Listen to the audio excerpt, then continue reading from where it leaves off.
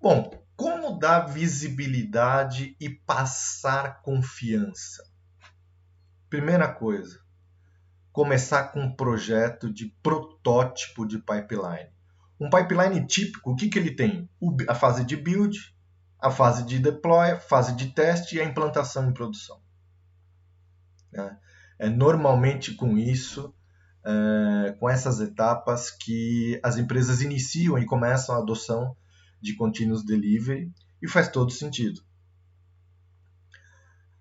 Agora, o que a gente precisa considerar é começar a colocar em prática, né, e colocar uma visão de que, se a gente pensar da seguinte forma, que o objetivo do pipeline é provar que uma release candidata não está pronta para produção. Se for esse o caso, então a gente tem que fazer algumas perguntas para validar se a construção de testes ela é suficiente para nos passar confiança de que a mudança não vai causar problema em produção e afetar o mercado, os nossos clientes. Então, a gente precisa pensar nos critérios, nos objetivos, nos critérios, para garantir um conjunto relevante de critérios técnicos e de negócios, né, para que o pipeline atenda antes que as mudanças sejam implementadas em produção. Se a gente olhar do ponto de vista puramente técnico, né, o pipeline típico, né, ele é a mecânica de levar uma mudança para a produção, do código, desde o controle de versão até a produção. Mas a gente precisa responder algumas perguntas. O que a gente está liberando contém todas as correções e melhorias pretendidas? Né? Está funcionando conforme esperado? A integridade e a capacidade de manutenção do código está aumentando ou diminuindo? E aqui eu faço um parênteses. Essa questão da manutenção do código, a qualidade, a preocupação com a manutenção e a qualidade do código em si, que a gente normalmente chama como débito técnico, né? Geralmente é esquecido e deixado para trás. Aqui eu estou colocando como uma etapa importante, um exemplo como uma etapa importante, mas normalmente é esquecido e deixado para trás, né? E isso lá na frente tem um problema terrível, que é cada vez mais começar a introduzir erros pela dificuldade de manutenção que o código apresenta. Tá legal? Então, para o Continuous Delivery, como que a gente pode definir o protótipo desse pipeline de entrega como sendo uma implantação mínima de uma entrega, colocando todos os requisitos funcionais e operacionais que sejam relevantes para um determinado sistema ou módulo. Ou seja, a gente precisa começar definindo esses critérios para a gente começar a definir uma linha de base, né, uma baseline de critérios e objetivos que o pipeline precisa atingir. Então, por exemplo, quais são as verificações de governança da organização que a gente precisa implantar dentro do pipeline? Exemplo, segurança da informação. Outro ponto, quais requisitos funcionais e operacionais precisam ser atendidos no sistema em todos os momentos, respeitando as práticas de qualidade? Quais as verificações de integridade e qualidade de código devem ser respeitadas? Então, para a gente exemplificar algumas dessas verificações que a gente pode colocar no pipeline, para ajudar a melhorar a confiança de uma release, tem algumas aqui. Então, vamos assumir que a primeira atividade do pipeline, o build e a execução de teste unitário, está funcionando conforme esperado. Opa, então, luz verde para seguir com o pipeline. Então, passamos à fase, por exemplo, de análise estática, onde a gente pode definir alguns critérios mínimos em torno da integridade esperada do código para facilidade de manutenção, e a gente pode falar, primeiro, se a complexidade aumentou, podemos parar o pipeline. Ou 2, se novos problemas de severidade do tipo blocked surgiram, também podemos interromper o pipeline. Então, uma vez que a mudança atenda aos critérios mínimos para essa parte de análise estática ou de qualquer outro estágio, a gente pode passar para o próximo estágio. Por exemplo, teste de aceitação. Se a gente está começando com um protótipo, a gente pode começar apenas com alguns testes de ponta a ponta para fazer a validação do nosso sistema. Mas o legal é que agora a gente pode parar o pipeline quando qualquer um desses testes falhar. E à medida que a gente evolui, a gente pode adicionar um critério para verificar se a cobertura diminui ou não.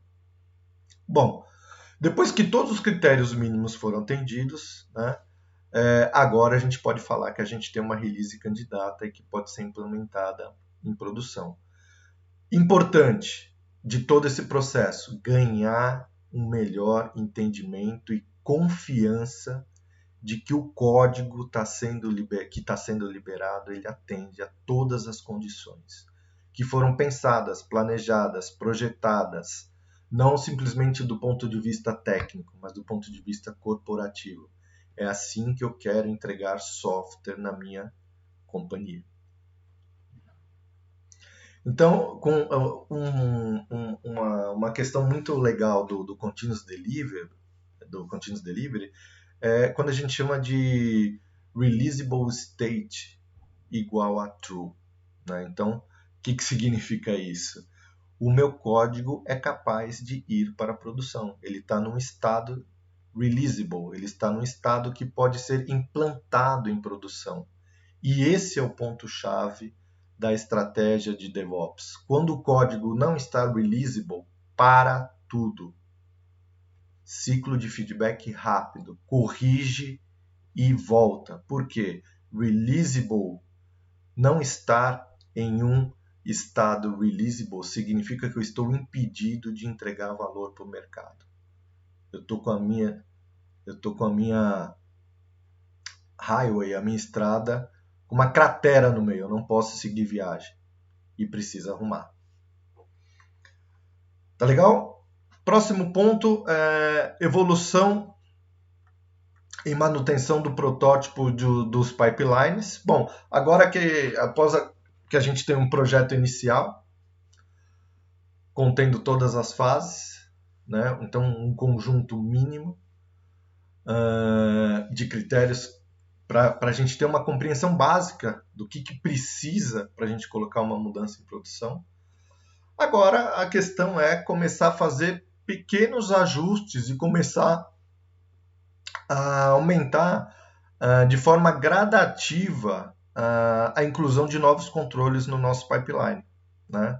Seja com as expectativas de negócio, né? Seja do ponto de vista técnico. Assim, a gente vai cada vez mais trabalhar aumentando a confiança de que as mudanças em produção elas são confiáveis, né?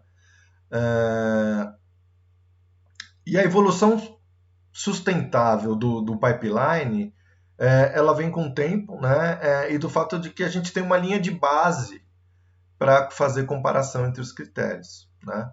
Então, a partir do momento em que a gente tem uma estrutura inicial validada, a gente começa a pensar em qual é a próxima prioridade, o que eu quero atacar, o que é de mais valor que a gente pode incluir no nosso processo de pipeline para a gente melhorar a validação do nosso processo e o tempo de entrega de software do nosso processo. Né? Então, algumas abordagens podem fazer sentido. Cada empresa é uma empresa, cada empresa tem a sua prioridade, mas algumas ideias aqui, por exemplo, se estiver preocupado com a integridade do código. Então, na questão da análise estática, a integridade, a manutenção e a qualidade do código em si. Então, ao invés de evoluir não apenas, né, detectando novos problemas de bloqueio, né, mas a gente pode começar a pensar em falhar o pipeline se houver algum problema de bloqueio, né? Se isso fizer sentido, falha, corrige e volta, né? E aí a gente pode seguir, pode começar a verificar se o código também está livre das issues críticas, né, de maior severidade. Também pode começar a pensar em falhar, né? Empresas por onde eu passei, severidade alta e crítica, a gente falhava, né? Bom, outro exemplo de prioridade que pode ser atacada é a cobertura dos testes de aceitação. Como eu falei, inicialmente, para agregar valor, a gente garante que pelo menos as funcionalidades que estão sendo entregas, elas têm teste automatizado. Mas à medida que evolui, a gente pode cobrar um nível de maturidade para que se aumente a cobertura de teste ao longo do tempo. Então, hoje é 30%, amanhã é 50%, nos próximos 3 meses, 70% nos próximos 6 meses. Então, isso depende de como quer pensar em evoluir. Mas a questão toda, o segredo é trabalhar isso para fazer desse processo uma melhoria contínua, né? Então, é fundamental que esse trabalho seja visível e principalmente apoiado por todos,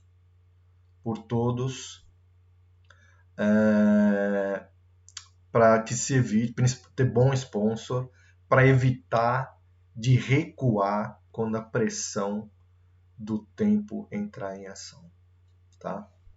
Bom, pensando em caminho único para a produção, excelente ideia, né? Ter o pipeline como único caminho, único canal de produção, significa que qualquer mudança, não importa pequena ou urgente, e esse é o problema, ela só pode ser implementada ou implantada em um ambiente a partir de quem? Do pipeline.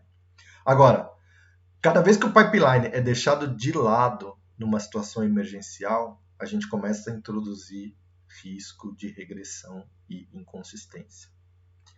Não adianta mesclar as alterações de código no repositório de controle de versão após fazer a mudança em produção. É arriscado. Do que a gente está falando aqui? A gente não tem garantia de que implantar o sistema novamente a partir do pipeline com um novo código terá o mesmo resultado. E a partir daí a gente começa a criar precedente, né? É muito fácil para alguém fazer uma pequena alteração no ambiente de produção e depois esquece de fazer o check-in no código, no repositório de código. E esse cenário só vai agravando, principalmente quando a correção inicial não resolveu a primeira tentativa. O que acontece? A tendência natural é continuar fazendo mudança diretamente no ambiente de produção até que o problema seja resolvido. É enganoso, né? Podemos corrigir um problema no sistema, mas ao mesmo tempo a gente está introduzindo uma regressão em outro lugar, que é a espinha dorsal daquilo que a gente se prontificou a construir, que é um processo de entrega confiável. E isso começa a ficar crítico. Então, toda vez que a gente dá um bypass no pipeline, a produção inevitavelmente acaba se tornando uma bomba relógio. Pergunta é, a gente quer correr esse risco? Né? Consertar a produção diretamente abre a porta para todo tipo de precedente, né? Mas hoje em dia eu vejo que esse nível de maturidade está aumentando e muito em busca de melhor qualidade e redução de risco, né? E é por isso, né, que o grande poder da automação do Continuous Delivery é aqui, justamente nesses momentos, que ele se destaca e ganha força. Por quê? A ideia é aplicar o mesmo processo de release para correções comuns e para correções urgentes. mantendo um tempo aceitável de chegada em produção. Isso só fortalece a confiança no processo e a gente passa a ter mais confiabilidade dentro dos nossos processos. Então, é justo fazer a seguinte pergunta, né? Se tornar o pipeline, assim que a gente começa a pensar em tornar o pipeline como único canal de produção, não vai aumentar significativamente o tempo para corrigir incidentes ao longo do tempo? Né? E a resposta é não criar caminhos alternativos fora do pipeline, mas sim concentrar os esforços em aceleração na execução, no tempo de execução. Uma maneira simples de testar isso faz o seguinte: pega o famoso Hello World e coloca ele dentro do processo para fazer uma mudança. Hello World, ou um comentário vazio, e verifica quanto tempo leva para implementar uma mudança. Né? E a partir daí coloca no pipeline e começa a iterar o pipeline, né, um teste de execução do pipeline, até chegar ao tempo satisfatório. Né? Aí sim, quando a gente começa a otimizar o pipeline para dar suporte à entrega de correções normais e também urgentes, né, aí sim a gente está acelerando o processo sem comprometer a qualidade. Último ponto dessa segunda parte, mapeamento do fluxo de valor. Vamos encontrar também o Value Stream Mapping, né? Algo que está sendo bastante discutido recentemente em torno do Continuous Delivery. Né? Então, o que significa o mapeamento do fluxo de valor? É importante que o pipeline ele é de propriedade coletiva, não é da equipe técnica, ele é da empresa. Né? O objetivo do pipeline é ter um resultado corporativo de negócio. Né? E para isso o pipeline, novamente, precisa incluir todas as atividades necessárias de uma release. Né?